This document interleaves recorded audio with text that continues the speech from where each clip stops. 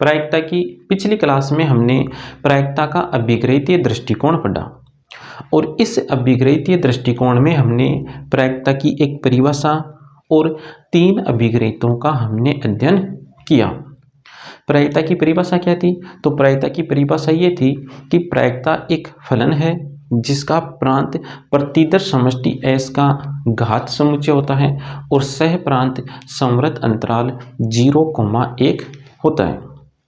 अब हम बात करें अभिग्रहीतों की, तो 3 जो अभिग्रहीत हमने पढ़े उनमें से पहला अभिग्रहीत ये था कि कोई यादृच्छिक परीक्षण है तो उस यादृच्छिक परीक्षण की जो घटनाएं हैं उन घटनाओं की जो प्रायिकता होती है वो प्रायिकता 0 के बराबर, 0 से बड़ी, 1 के बराबर, 1 से छोटी कोई संख्या होती है।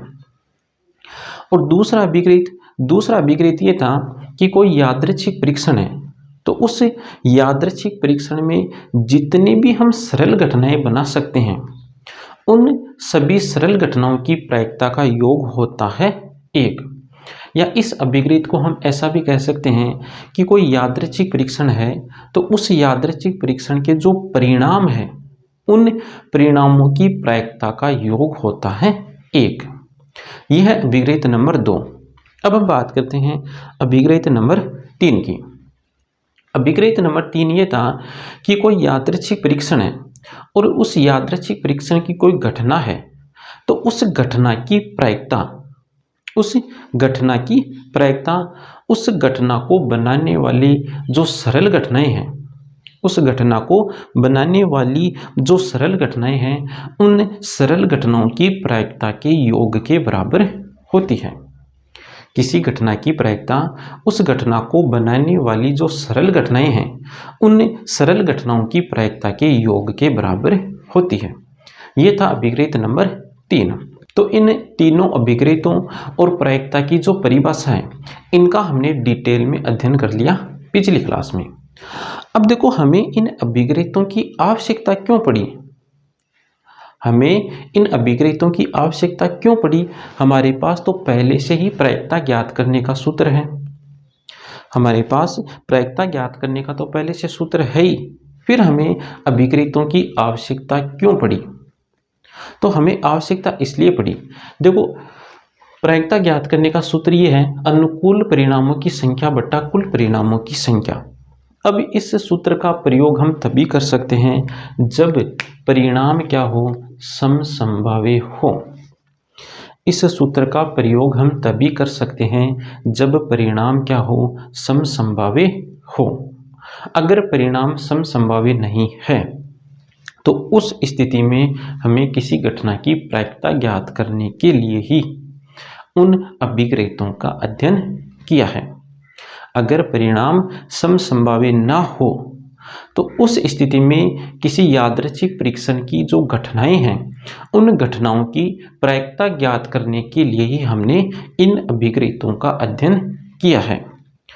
अब किसी घटना की प्रायिकता हम उन अभिग्रहीतों का प्रयोग करते हुए ज्ञात करेंगे, लेकिन हमें पता कैसे चलेगा कि इस यादृच्छिक परीक्षण के परिणाम समसंभाव्य हैं और इस यादृच्छिक परीक्षण के परिणाम समसंभाव्य नहीं हैं?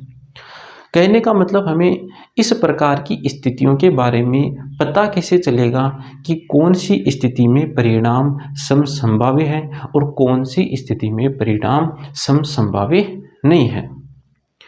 तो देखो हम 2 स्थितियों में समझेंगे इनको। पहली स्थिति की हम बात करते हैं तो एक ही यादृच्छिक परीक्षण की बात होगी। पहली स्थिति में हम केवल एक ही यादृच्छिक परीक्षण की बात करेंगे। तो देखो एक ही यादृच्छिक परीक्षण के परिणाम समसंभाव्य भी हो सकते हैं और समसंभाव्य नहीं भी हो सकते। अब समसंभाव्य कब नहीं होंगे? तो समसंभाव्य तब नहीं होंगे जब उस यादृच्छिक परीक्षण के साथ छेड़खानी की हुई होगी। यदि यादृच्छिक परीक्षण के साथ छेड़खानी की गई है उस स्थिति में उस यादृच्छिक परीक्षण के परिणाम समसंभाव्य नहीं होंगे, और यदि यादृच्छिक परीक्षण के साथ कोई छेड़खानी नहीं की हुई है तब उस यादृच्छिक परीक्षण के जो परिणाम होंगे वो परिणाम समसंभाव्य होंगे। अब देखो यदि यादृच्छिक परीक्षण के साथ छेड़खानी की हुई है तो परिणाम वहाँ पर समसंभाव्य नहीं होंगे, और इस प्रकार की स्थिति में हमें उन परिणामों की प्रायिकता प्रश्न में दी गई होगी। अब हम बात करते हैं दूसरी स्थिति की। तो दूसरी स्थिति यह है कि जब दो या दो से ज़्यादा यादृच्छिक परीक्षणों को मिला करके एक यादृच्छिक परीक्षण बनाया जाता है, तो इस बनाए गए यादृच्छिक परीक्षण के जो परिणाम है वो परिणाम समसंभाव्य भी हो सकते हैं और समसंभाव्य नहीं भी हो सकते।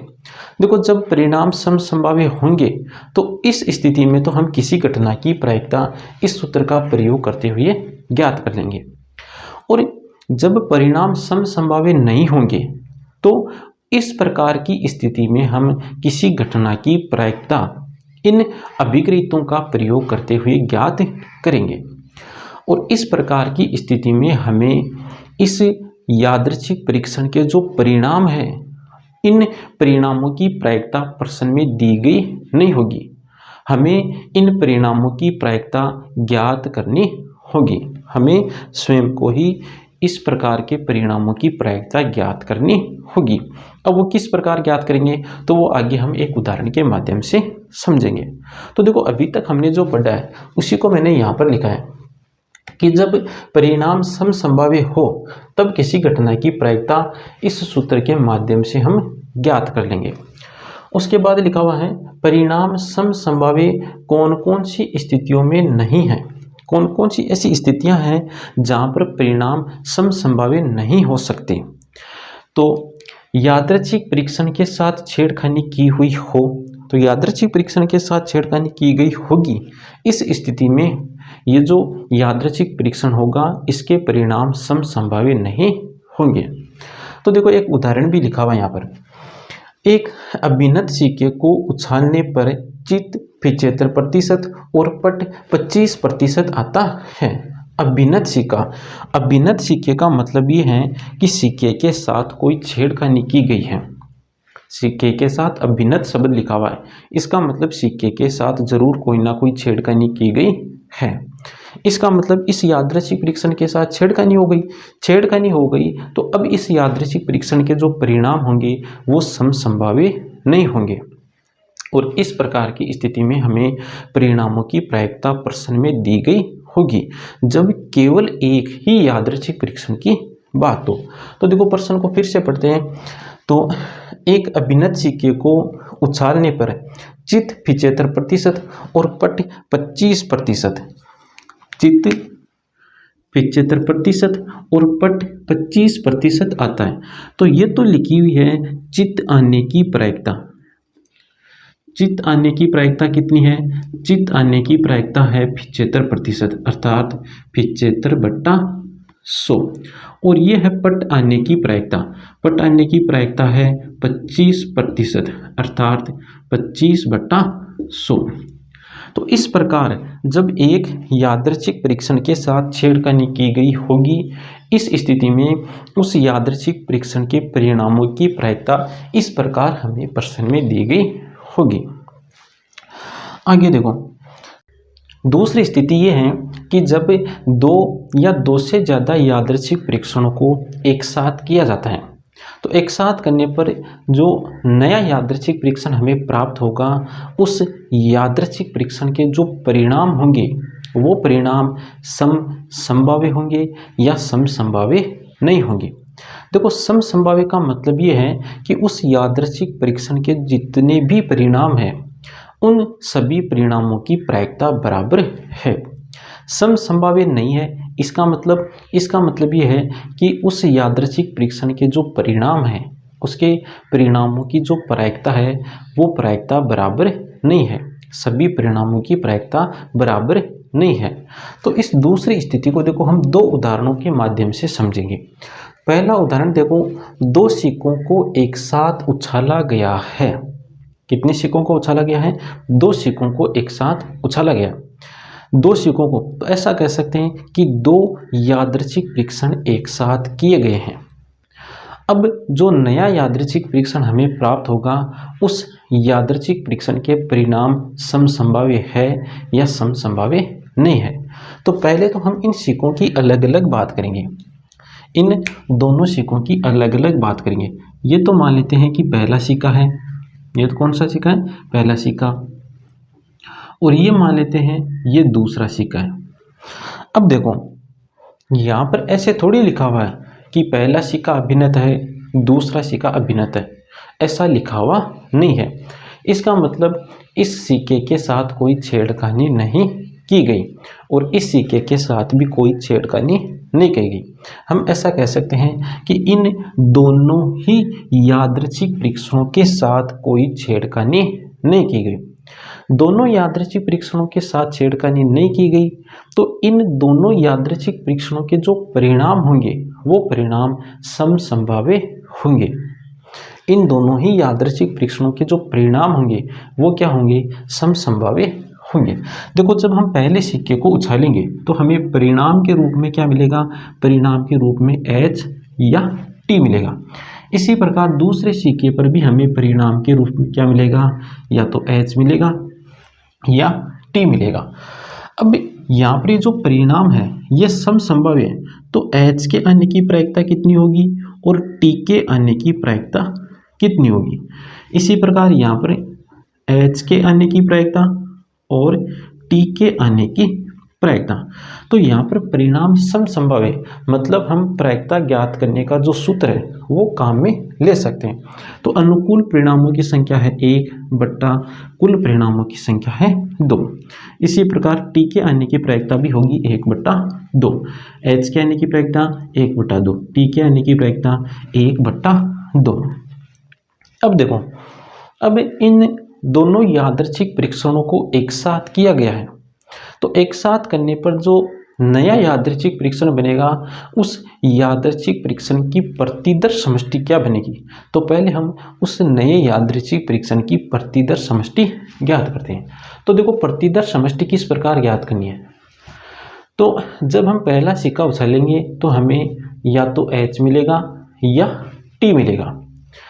अब हम ऐसा मान लेते हैं कि पहले सिक्के को उछालने पर हमें H मिल गया, तो दूसरे सिक्के को उछालने पर हमें या तो H मिलेगा या T मिलेगा। अब हम ऐसा मान लेते हैं कि पहले सिक्के पर हमें T मिल गया, तो दूसरे सिक्के पर हमें H भी मिल सकता है या T भी मिल सकता है। अब हम इन परिणामों को एक जगह कर दो, तो H H H T, पहला परिणाम बन गया H H, दूसरा परिणाम H T, तीसरा परिणाम T H, चौथा परिणाम T T। तो ये जो हमें परिणाम प्राप्त हुए हैं ये परिणाम उस नए यादृच्छिक परीक्षण के प्रतिदर्श बिंदु होंगे। तो उस यादृच्छिक परीक्षण की प्रतिदर समष्टि बन गई H H H T T H T T। तो प्रतिदर समष्टि तो हमने ज्ञात कर ली। अब हम ये ज्ञात करेंगे कि ये जो प्रतिदर्श बिंदु है ये जो परिणाम है इन परिणामों की प्रायिकता समान है या नहीं। तो देखो H H की प्रायिकता कितनी होगी, किसकी बात कर रहे हैं हम, H H की प्रायिकता। अब देखो इस H H की प्रायिकता कितनी होगी, तो ये परिणाम इन दोनों परिणामों से मिलकर बना हुआ है। इसका मतलब इस परिणाम की प्रायिकता इन दोनों परिणामों की प्रायिकता से मिलकर बनी हुई होगी। तो इस H की प्रायिकता कितनी है, देखो तो इस H की प्रायिकता है 1/2। कितनी है, 1/2। इस H की अर्थात इस H की प्रायिकता कितनी है, तो इस H की प्रायिकता है 1/2। अब इन दोनों संख्याओं के बीच में चिन्ह किसका आएगा, गुणा का चिन्ह आएगा या प्लस का चिन्ह आएगा। तो देखो ये कार्य इन दोनों से कंप्लीट हो रहा है, ये एक कार्य इन दोनों से मिलकर कंप्लीट हो रहा है और कार्य के बीच में चिन्ह किसका आता है, जब तक कार्य कंप्लीट नहीं हो तब तक कार्य के बीच में चिन्ह आता है गुणा का। तो H H की प्रायिकता हो गई 1/4। इसी प्रकार H T की प्रायिकता, तो H T की प्रायिकता होगी 1/4। इसी प्रकार T H की प्रायिकता कितनी होगी, तो T H की प्रायिकता भी होगी 1/4 और T T की प्रायिकता होगी 1/4। तो यहाँ पर ये जितने भी परिणाम है, इन सभी परिणामों की जो प्रायिकता है वो प्रायिकता समान है। अर्थात हम ये कह सकते हैं कि इस प्रतिदर्श समष्टि के जो परिणाम है ये परिणाम समसंभावी हैं। परिणाम क्या है? समसंभावी। परिणाम क्या है? समसंभावी है। तो अब यहाँ पर हम किसी भी घटना की प्रायिकता ज्ञात करने के लिए उस सूत्र का प्रयोग कर सकते हैं। अब हम एक दूसरे उदाहरण की चर्चा करते हैं। अगला उदाहरण देखो, ये उदाहरण कुछ इस प्रकार है कि एक सिक्का उछाला गया और सिक्का उछालने पर यदि चित आ गया तो फिर से सिक्के को उछालना है, और यदि सिक्के पर पट आ गया तब एक पासे को उछालना है। तो इन अभिप्रयोगों को एक जगह करने पर जो नया अभिप्रयोग हमें मिलेगा, उस नए अभिप्रयोग की जो प्रतिदर्श समष्टि होगी वो होगी कुछ इस प्रकार।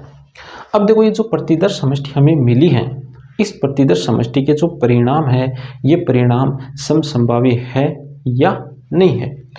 तो देखो, इस एच की हम प्रायिकता ज्ञात करते हैं।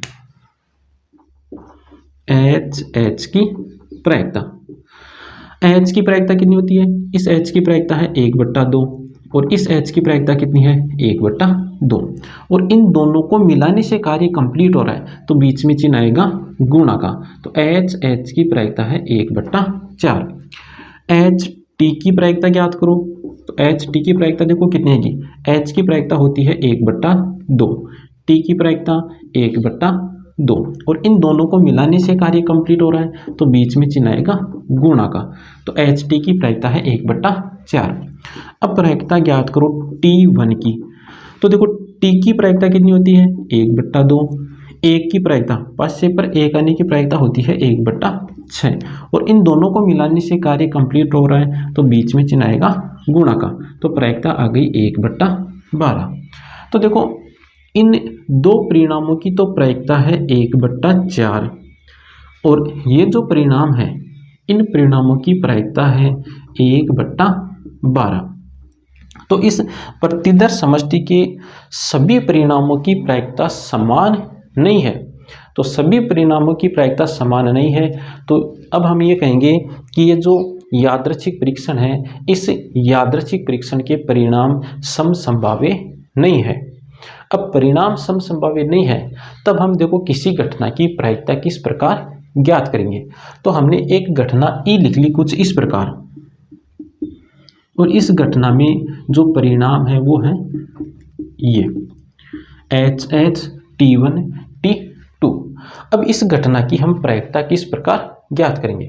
तो इस घटना ई की प्रायिकता, इस घटना ई की प्रायिकता, इस घटना ई को बनाने वाली जो सरल घटनाएं हैं उन सरल घटनाओं की प्रायिकता के योग के बराबर होगी।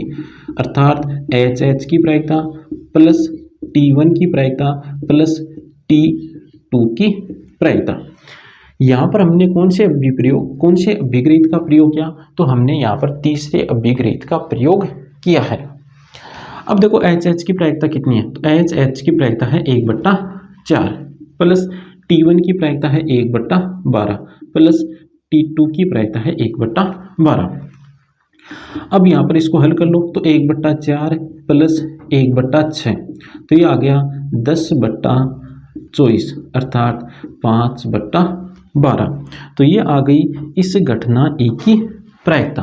तो इस प्रकार हमें इन परिणामों की प्रायिकता ज्ञात करनी है, और परिणामों की प्रायिकता ज्ञात करने के पश्चात घटना की प्रायिकता इस प्रकार ज्ञात करनी है। अर्थात अभिग्रहित नंबर 3 का प्रयोग करते हुए हमें किसी घटना की प्रायिकता ज्ञात करनी है। तो आज की क्लास में इतना ही, मिलते हैं नेक्स्ट क्लास में एक नए टॉपिक के साथ।